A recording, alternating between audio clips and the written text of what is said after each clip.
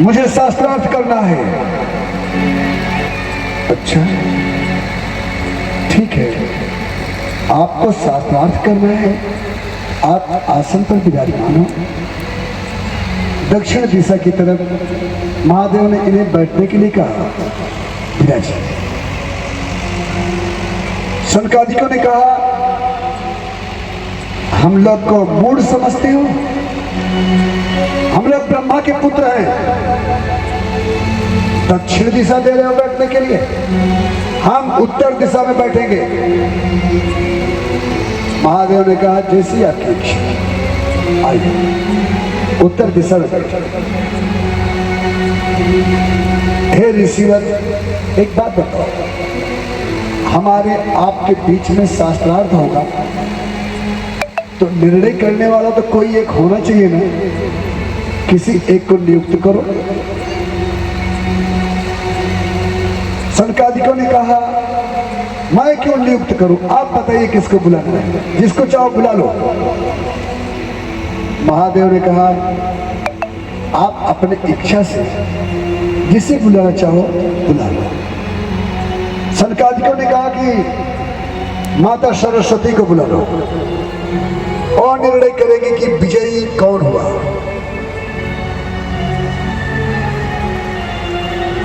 भगवान ने कहा कि ठीक है, माता बुलाइए।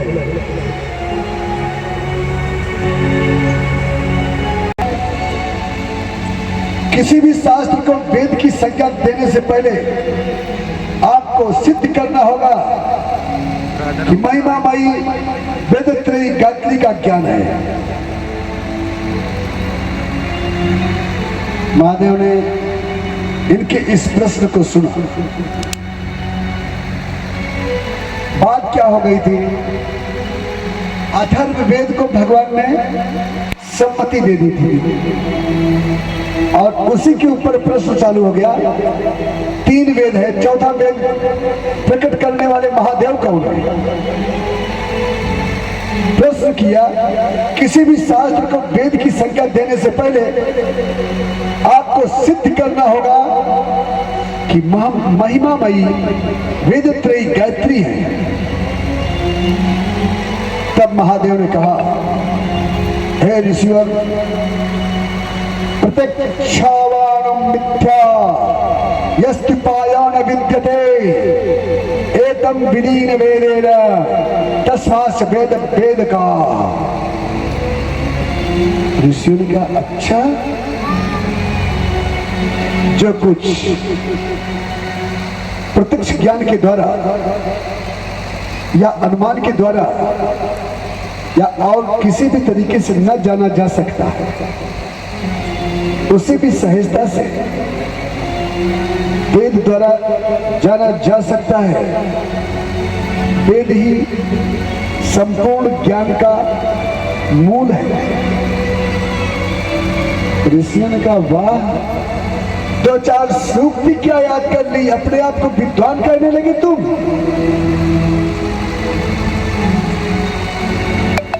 मेरे प्रश्न का यही उत्तर है।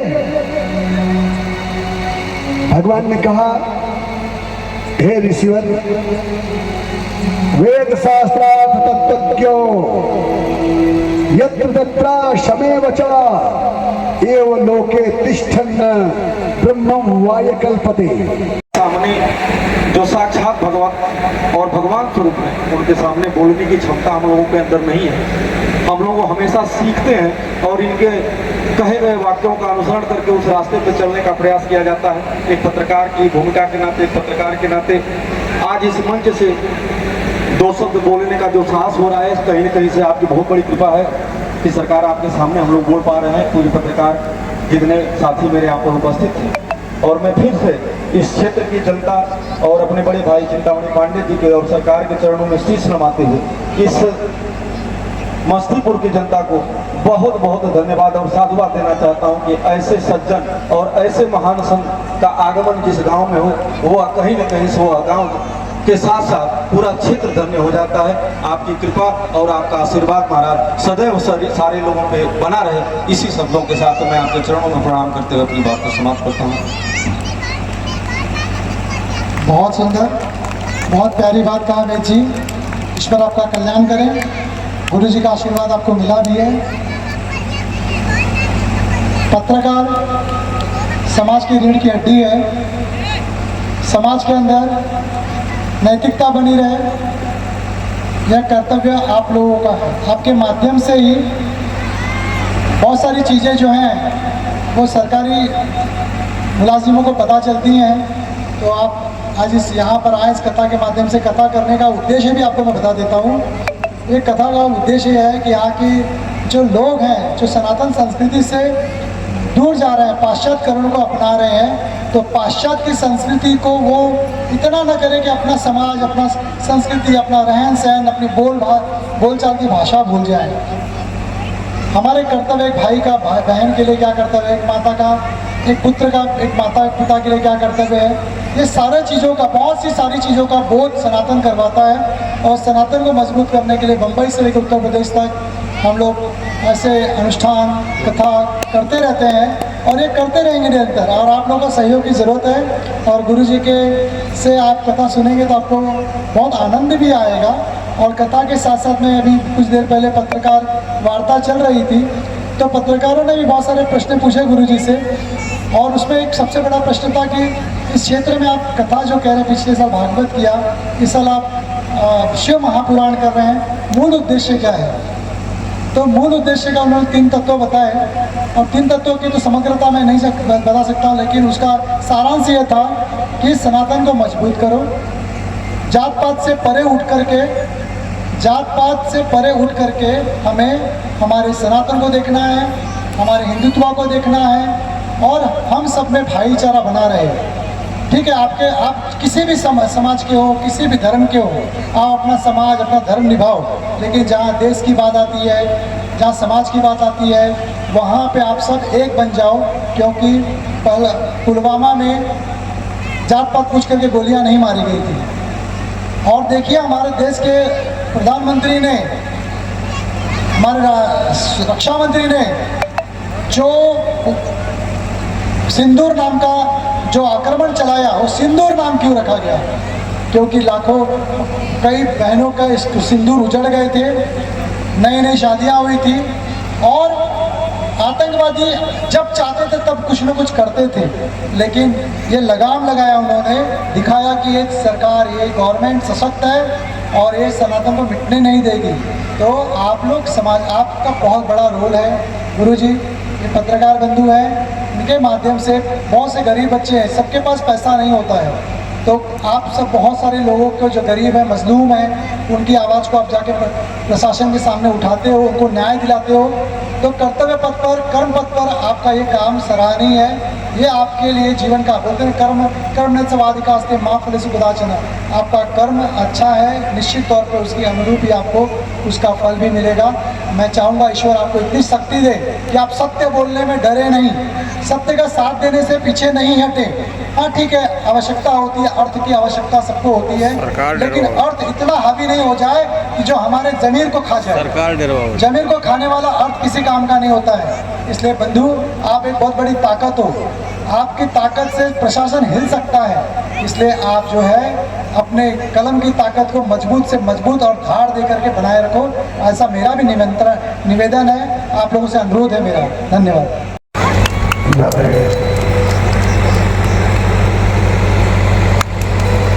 आज हमारे बीच देवदूत बनकर जो पत्रकार महोदय ने आगमन किया, आज सबका कल्याण हो। एक बार दक्ष प्रजापति अपने अहंकार के कारण महादेव का अपमान करवाना चाहते थे सनक सनंदन सनातन संत कुमार जी के द्वारा, क्योंकि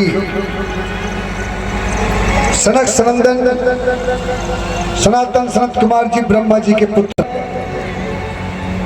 महादेव से शास्त्रार्थ करो और महादेव को परास्त करके आना। चारों भैया शास्त्रार्थ करने के लिए कैलाश पहुंच गए। जाते हैं और जनता लोगों को क्या चाहिए उनका नेता उनके पास छोटे से छोटे चीज़ों में आ जाए, तो वो यहाँ पे आए हैं। मैं चाहूँगा कि हमारे गुरु जी टीकर कमलों द्वारा अपने भाई का भी सम्मान कर दें। बहुत बहुत धन्यवाद। और गुरु जी शिला कुछ शब्द पब्लिक है, जनता जात पात नहीं है, सनातन के अंदर सभी लोग हैं, हमारे हर धर्म के हर जात पात के भाई बंधु लोग हैं। और सबसे बड़ा हमारा हिंदुत्व है, हमारा सनातन है, और इसलिए कार्यक्रम हम बार बार हम लोग देते रहते हैं। सुखी कर दो। माता पिता के लिए मांगना, देखिए जीवन आपका धन्य हो जाएगा बेटा। कल एक फूल ही लेकर के आओ। अब भगवान के लिए हम भगवान से प्रार्थना करते हैं।